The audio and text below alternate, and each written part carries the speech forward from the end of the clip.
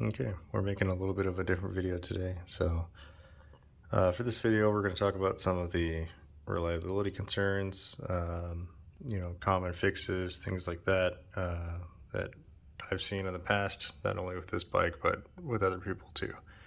Now, the first one, I haven't had any issues with it, but I know I've heard a lot of complaints about it. But typically what will end up happening is you'll have an oil pressure sensor issue. You'll see low oil pressure on the gauge, and this is the sensor that's responsible for it. So right inside of here, right out the side of the head, you can see it. There's this rubber boot here, and then inside of this rubber boot, 10 mil, you undo that, pull the sensor wire off, and then you can see there's a hex head back there. That back there is the actual sensor. Looks like a 17 mil, pretty much a straight shot with a socket and a ratchet. No big deal. That's item number 20 when you look at the actual chart on KTM World, and that's priced at just under $13, so relatively cheap fix. Next thing we're talking about is bolts themselves, and the casting for the metal. The bolts are pretty cheap, and by cheap I mean the grade of the material, so the heads will snap off relatively easy, just as well as the heads will deform relatively easy. So make sure you have a very good firm fitting with your sockets that you're using.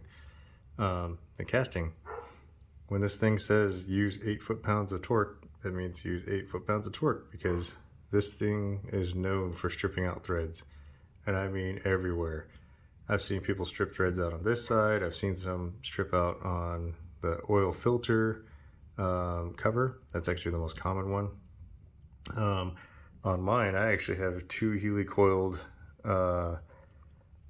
slots for the cam bridge itself. So unfortunately 2 of those pulled out, so I had to helicoil those. Those are still fine. One happened probably 500 miles ago. The other one was probably 15,000 miles ago.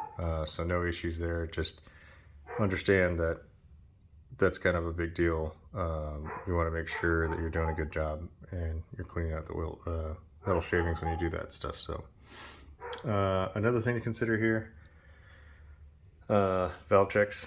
So again, this is a first gen, so plastics come off. I don't even disconnect my tank. I'll set up a stool, set the tank on top of the stool, and then from there it just kind of hangs out, and then I'll go through, check valve checks. With the mileage that I have on this thing, I have done valve checks probably 6 times, and some of them have been as early as 6,000 miles, and I found that those valves were out of spec.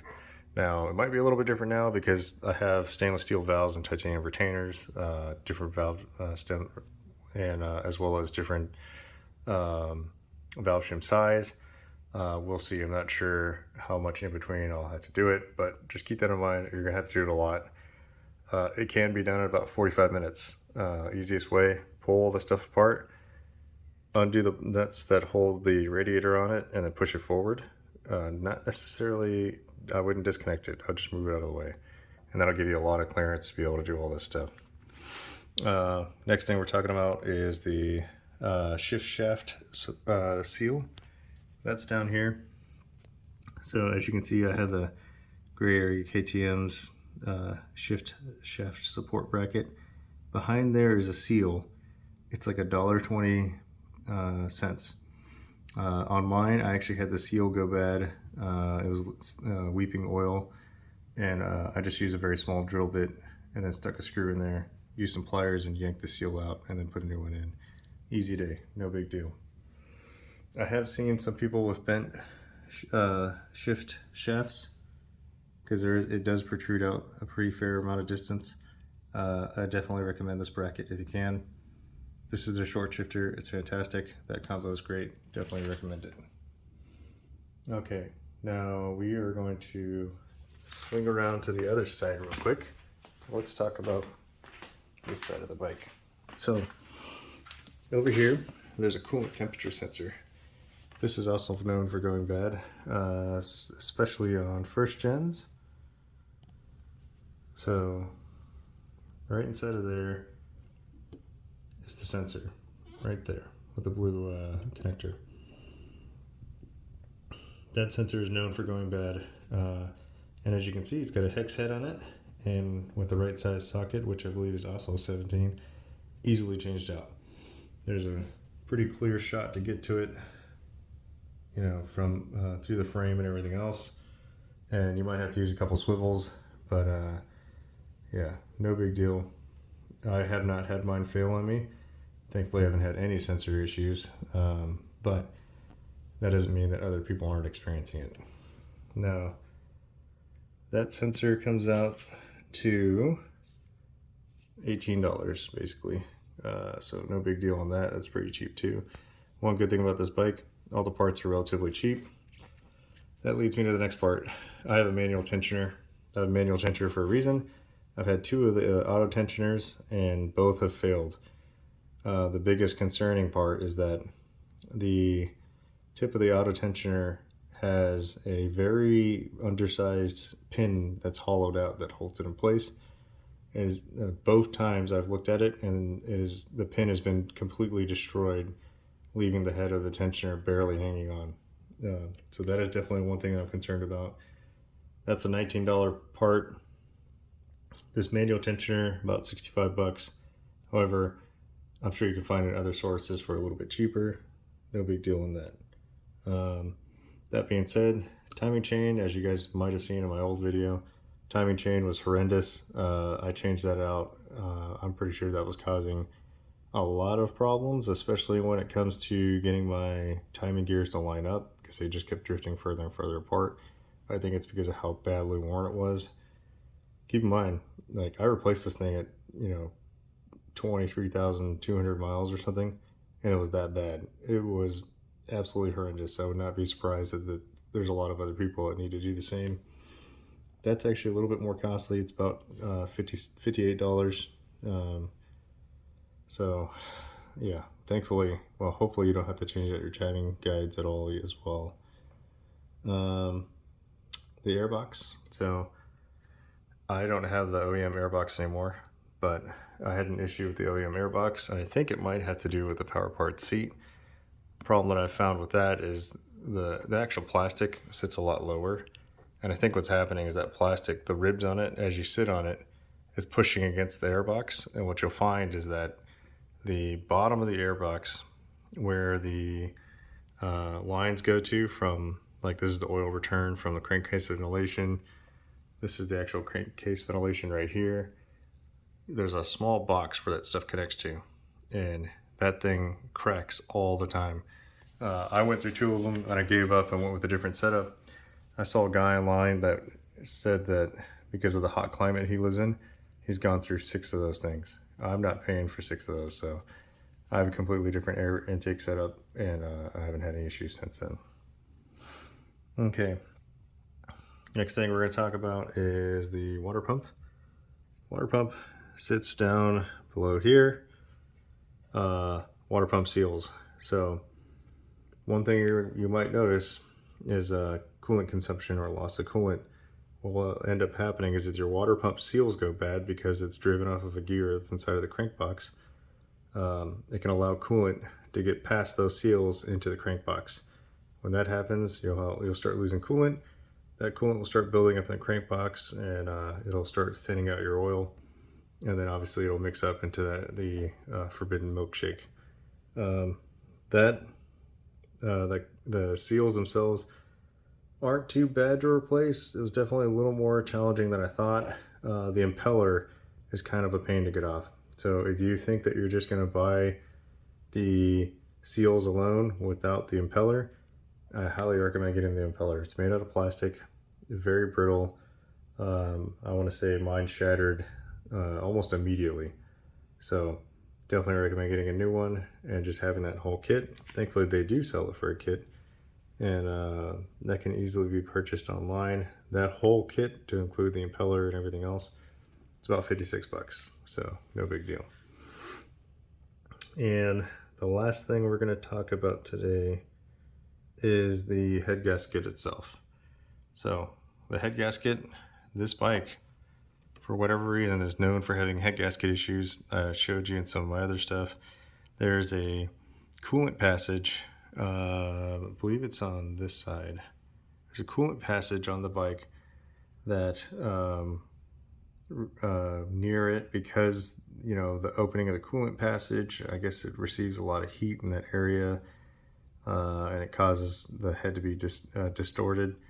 You know, I went through a pretty extensive process to flatten both surfaces, but you know, there's guys out there that are flogging these things on the racetrack. Thankfully, mine's just you know, daily, so I don't have to worry about it. But there are people that are out there that have had multiple head gasket failures. So for me, I started with the water pump in hopes that that was it. Turns out it was the head gasket, and you know, that was a relatively easy fix. This motor is actually really easy to pull out. I mean, you're talking, you know, after the crash bar, these two, this guy here, then you got this bolt here, and then like these lowers, and that's it. This whole, disconnect all the sensors, the whole thing just kind of drops out, and voila, then you can go ahead and start working on it. But yeah, head gaskets, big issue. There is a factory kit that you can get. You can get some gray area KTM kits. There's a KTM performance kit that are out there.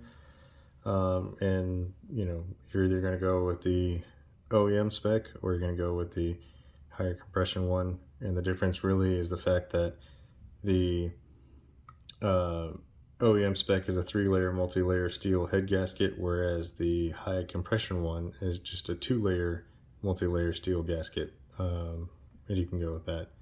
There are a couple other things. I believe there's a cylinder head that has a fire ring that you can get from Gray Area KTM. You know, there's all kinds of other things that you can get that'll help with that issue. I haven't had any issues since my rebuild. In fact, if anything, this thing has been running like an absolute beast since then, especially since, you know, the tuning's been getting more and more refined. So that's good. But just know there's a very high likelihood that you could end up doing a head gasket. It happens a lot more than you think, unlike with a car, for example. From Gray Area KTM, I mean, you're talking $88. So in retrospect, that's actually pretty affordable if you think about it, because even if you did blow your head gasket for $88, you can drop this whole thing down, and with, you know, if you have tools already on hand, you can easily go through, flatten the surface with some the sandpaper method like I did and so many other people have, and then that's it. I mean, throw it all back together, you're good to go. But that's about it. I mean, those are kind of the major problems that I've seen. Nothing really from the drivetrain side. I know there's cush drives in here that get a little sloppy. So when people pull the wheels off, sometimes they'll add some rubber shims in there to kind of tighten up the cush drive. No major brake issues. The rear shock, I mean, that's a, you know, from an R6 anyways, but even the front shocks, I mean, no major issues with fork oil leaks or anything like that. Those are the most pressing concerns that I've seen. For first gens, if you have a first gen, I would swap your fan out, have a spall. Those are the biggest issues really for the cooling system, because the fan itself will actually start coming off of the blade, and it's as it starts to come off, because it's kind of friction fitted, the fan blade starts drifting closer and closer towards the radiator. And there used to be a lot of cases where the fan was just chewing up radiators. So that's kind of a big deal. But other than that, the biggest benefit or biggest thing you can do to help with the overall reliability, get some kind of fueling computer. And even if you're running a stock bike, because these things run super lean, they have stalling issues from the get-go. So just do yourself a favor, go ahead and get something. You can even get a used unit. I mean, my Power Commander I bought from somebody local for $150. I bought a Wideband 2 auto tuner from somebody on the forum for $150. And you know, this stuff is out there readily available. You just have to kind of look around. So, and thankfully these bikes have been out long enough that parts are getting a little bit easier to find. And you know, we do have a couple of good supporters that are out there that continue to make parts for these things. So other than that, Oh, one last thing I'll say. Oiling for your cams. When you pull your cams out, make sure you're looking inside of there. When you pull your cam bridge, there's oil squirters. I usually use some thin gauge wire or something like that. Take the time to clean those out. Make sure you're really careful about that, because otherwise your journal guides will get chewed up, because the only thing that lubricates your cams from the metal is oil. And if they're not squirting oil, they're grinding. So make sure you keep an eye on that. All right, other than that, that's about it. Those are kind of the major issues. If you got any more questions, y'all just ask.